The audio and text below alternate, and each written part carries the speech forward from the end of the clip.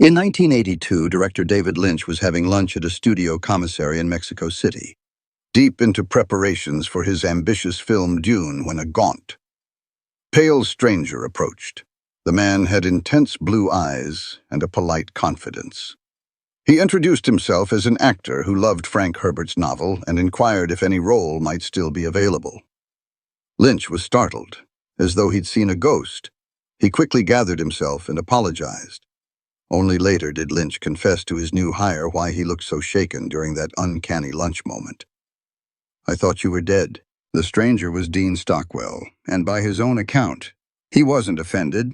In fact, he knew many people in Hollywood assumed he had vanished for good. Stockwell had by middle age effectively fallen off the map, disappearing from show business for years at a time. And many assumed that he hadn't just disappeared from Hollywood, but from life itself. But how did this intense and brilliant actor manage to make the quantum leap from being both alive and dead to being back on the silver screen again?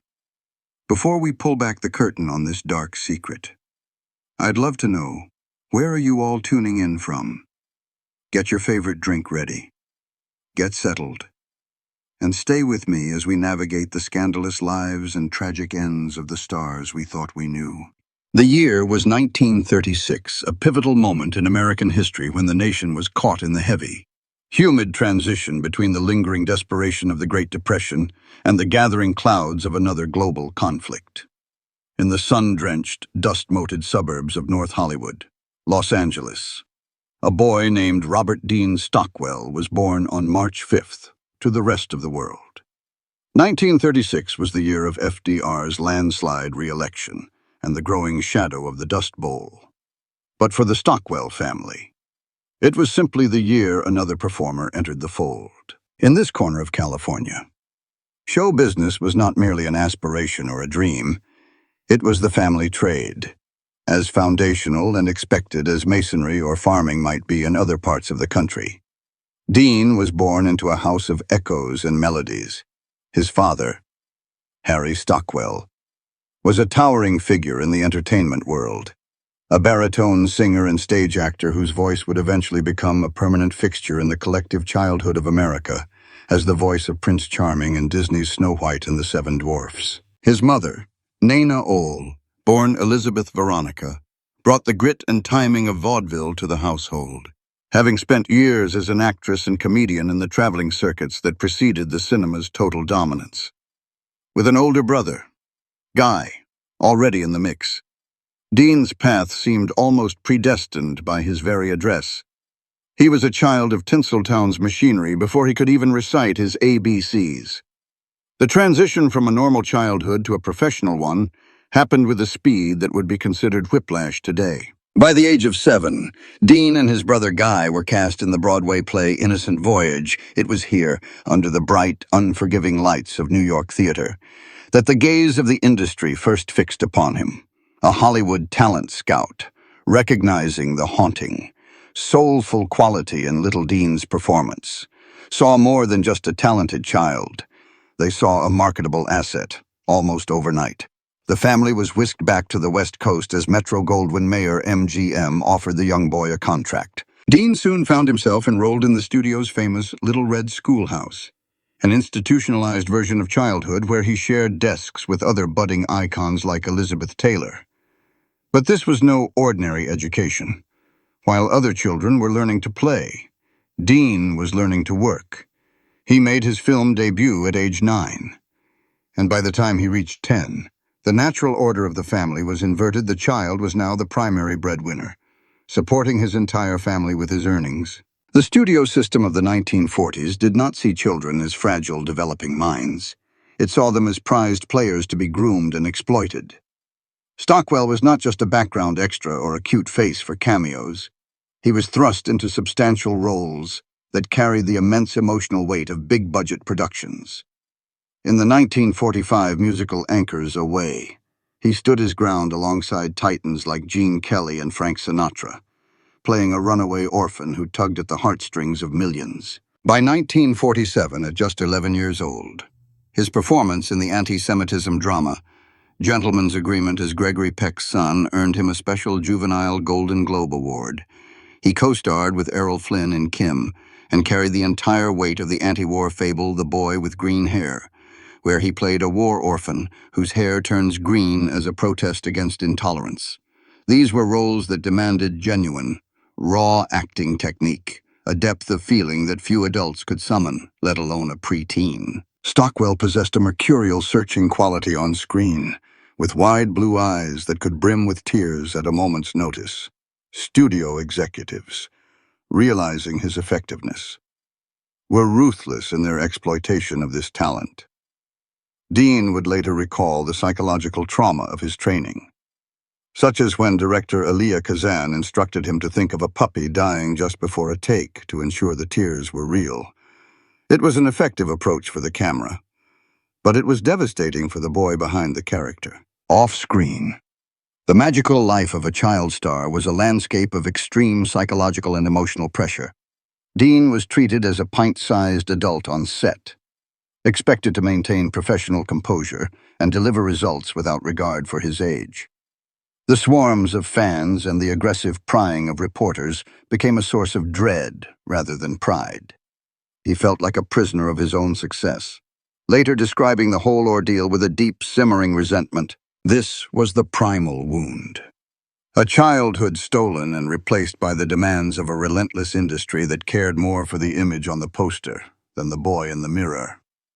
As he reached adolescence, Dean began to actively sabotage the very image that made him famous. He longingly waited for the awkwardness of puberty, for pimples and a ruined posture, hoping that if he became ugly or unmarketable, Hollywood would finally release its clutches.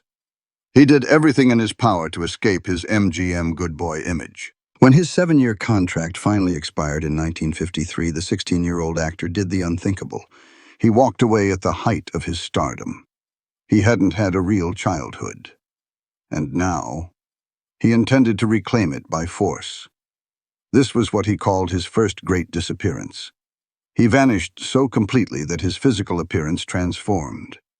He cut off his trademark curls, enrolled in a regular high school, and briefly attempted to disappear into academia at the University of California, Berkeley. But the restlessness of a boy who had been working since age 7 could not be satisfied by a classroom. He dropped out and spent nearly 5 years roaming the vast expanse of the American landscape. During these wanderings, the former movie star sought the ultimate luxury, anonymity. He took odd jobs, hitchhiked, and did manual labor under various pseudonyms. At one point, he found himself pumping gas at a filling station, enjoying the simple, honest labor of a stranger without anyone realizing he was the boy who had once sung with Sinatra and won a Golden Globe. Hollywood had been a prison sentence for his youth, and for those 5 years, he was finally on parole, living life on his own terms in the quiet, dusty corners of the country. It was the only way he knew how to heal the wound that Tinseltown had inflicted. By the early 1960s, it appeared that Dean Stockwell had accomplished the impossible. He had survived the treacherous transition from child star to a respected adult actor. He was no longer the cherubic boy of MGM, but a handsome, brooding presence with dark features that drew frequent comparisons to sensitive contemporaries like Montgomery Clift or James Dean. He had 2 Best Actor trophies from the Cannes Film Festival to his name by age 26, a feat of critical respect that few former child actors ever achieve. On the surface, he was poised for a long, stable career as a leading man in the prestige cinema of the era. However, beneath this veneer of success, a profound and dangerous disillusionment was festering. The youthful angst that had driven him out of Hollywood at 16 had not vanished. Instead, it had sharpened into an adult consciousness that viewed the industry with growing suspicion and contempt. Stockwell struggled with his own psyche and sense of identity, finding that fame and critical acclaim brought him no contentment, if anything. The spotlight only intensified his unease. Friends and colleagues noted a deep-seated ambivalence about acting, a love-hate relationship with his craft that would haunt him for the rest of his life. After the intense emotional labor of long days' journey into night, his behavior began to turn increasingly erratic. His personal life was equally tumultuous. In 1960, he married actress Millie Perkins, famous for her role in The Diary of Anne Frank. But the union was short-lived and characterized by emotional storminess. They divorced after just 2 years, with Perkins citing mental cruelty and emotional turmoil on Stockwell's part. Despite his professional triumphs, Dean was wrestling with internal demons that he could neither silence nor escape. These demons manifested in an infamous episode of symbolic self-sabotage that shocked the film industry. In a drunken rage fueled by anger and self-loathing, Stockwell took his prestigious Cannes Film Festival trophies and tossed them into a fireplace. It was a violent rejection of the very success he had fought to attain, an act that suggested he could not allow himself to enjoy his achievements for long before feeling the need to destroy them. This was not merely the act of a frustrated artist. It was the beginning of a total breakdown of his relationship with mainstream Hollywood. In 1965, at the age of 29, and at the peak of his early adult prime, Dean Stockwell walked away from acting for the second time. The world was convulsing with social change, and Dean felt an irresistible pull toward the counterculture currents of the mid-1960s. He felt he had missed out on a normal youth, and the Flower Children movement seemed to offer him a chance to experience the carefree, lost childhood he had never known.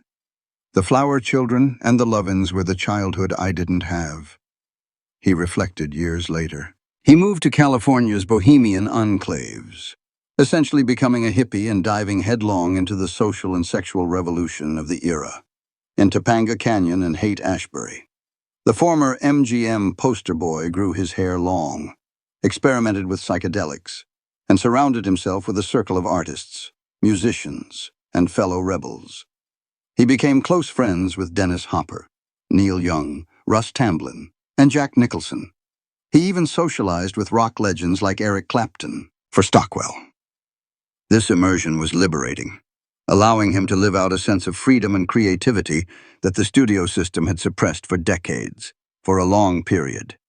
He hardly acted at all and claimed he didn't care, reveling in the fact that he was finally making up for lost time. Even during this self-imposed exile, he could not entirely avoid the camera, though his choices now reflected his outsider identity. In 1968, he co-starred in the trippy film Psych Out, playing a self-styled guru alongside a young Jack Nicholson. He later appeared in Dennis Hopper's notoriously surreal and hallucinatory 1971 film, The Last Movie, shot in Peru, where he played a menacing Billy the Kid. These forays into counterculture cinema, however, did nothing to sustain a stable career. By the early 1970s, the industry viewed Stockwell as an unpredictable and aging former child star with a bohemian streak who had walked away once too often. When Dean finally attempted to resume serious acting work in the 70s, he found that all the doors were closed. His star had dimmed, and a new generation of actors had taken the spotlight. He had become more of an outsider than ever before. What followed was a difficult lost decade where he pieced together a living through whatever roles he could find. Mostly in forgettable B-movies and episodic television guest spots, he appeared in cult horror films like The Dunwich Horror and satires like The Werewolf of Washington. But these did little to restore his former reputation. At one point, he was even forced onto the dinner theater circuit, performing on small stages for paying diners. A far cry from the heights of MGM or the prestige of Cannes, financially and professionally. Things became dire by the early 1980s. Disenchanted and cash-strapped, Stockwell made the drastic decision to quit acting for the third time. In 1982, he moved to Santa Fe, New Mexico, earned his real estate license, and intended to live a quiet life selling desert homes. He even took out a tongue-in-cheek ad in a trade paper announcing his services. At this point, many in Hollywood genuinely believed his career was over.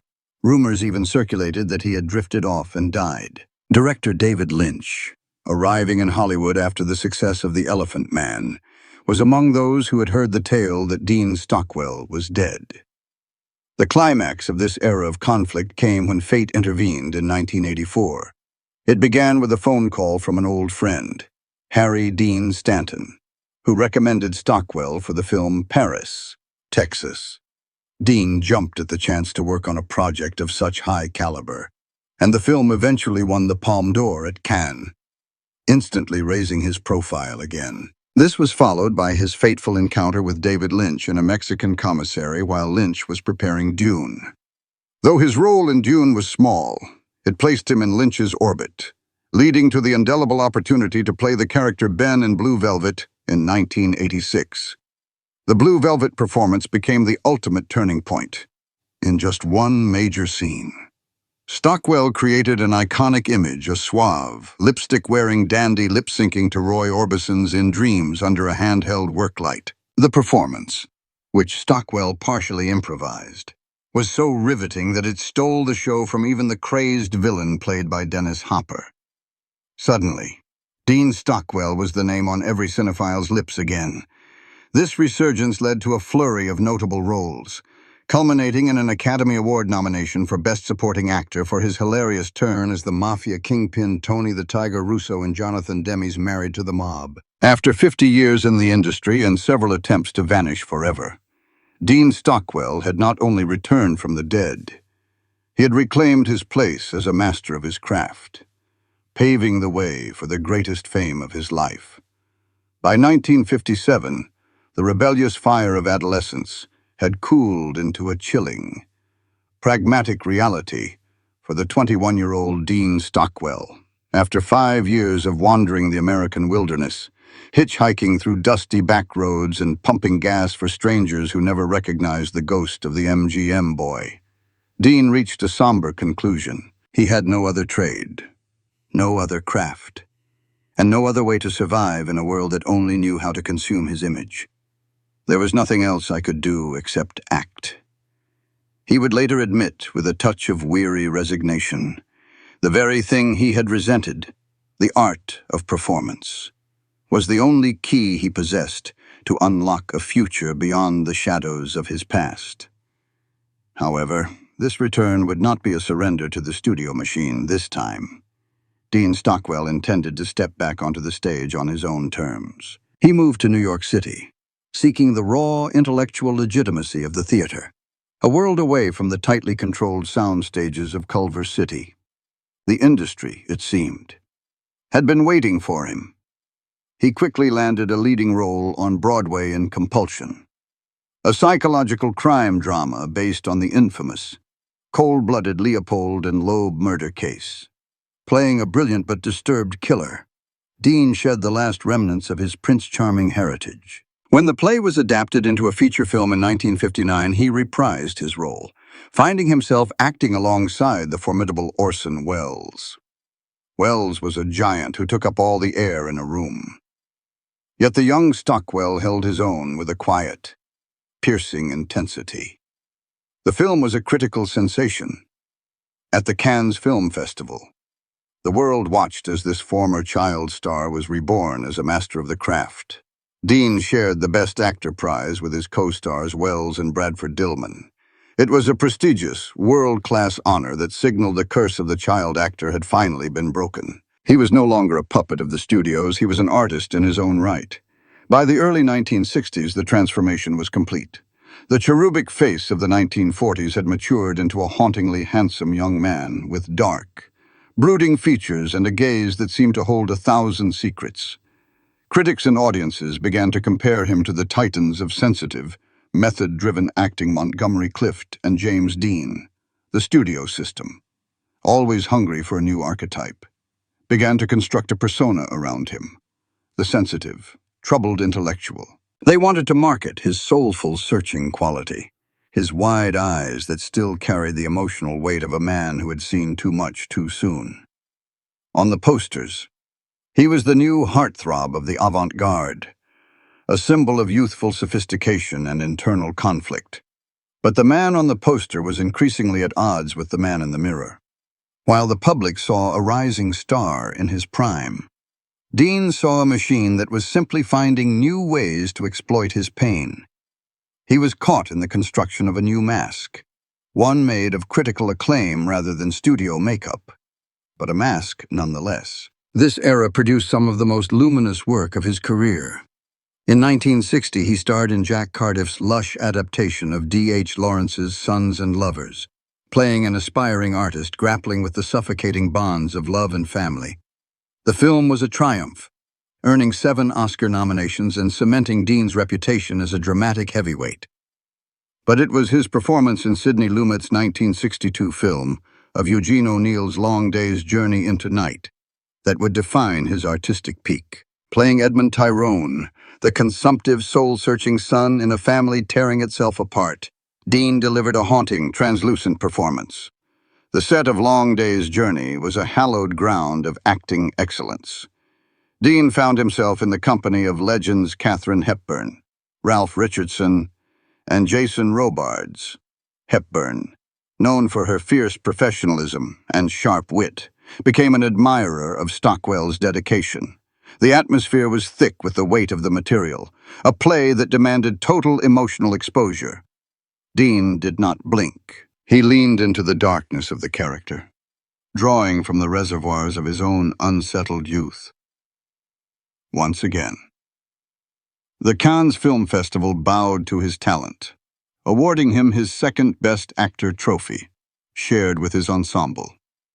At just 26 years old, Dean Stockwell had 2 of the most coveted prizes in world cinema, a level of respect that few actors achieve in a lifetime, despite the accolades. The behind-the-scenes reality was becoming increasingly fractured. Success did not bring peace.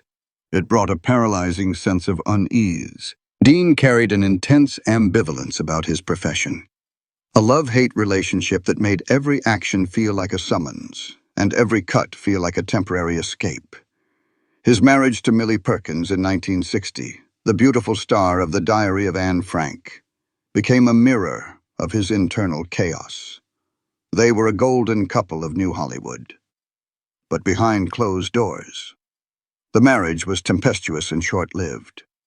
Perkins would later describe a household haunted by emotional turmoil and mental cruelty, as Dean wrestled with the demons that success could not exorcise. There is a telling anecdote from the set of his early adult films that illustrates his growing detachment from the star lifestyle, while his contemporaries were chasing flashbulbs and gala invitations. Dean was often found in the corners of the set, observing the machinery of the production with a cold, analytical eye, or disappearing into the city the moment the workday ended. He was a man playing a role in a world he no longer believed in. He had mastered the art of the mask of the star, so effectively that he had almost convinced the world he was happy. But the cracks were widening. The prestigious trophies on his mantle began to look less like honors and more like burdens, symbols of an identity he had never truly chosen for himself. By the mid-1960s, the rise had reached its zenith, but the foundation was crumbling. Dean Stockwell had proven he was a brilliant actor, a handsome leading man, and a critical darling. He had everything a Hollywood star was supposed to want.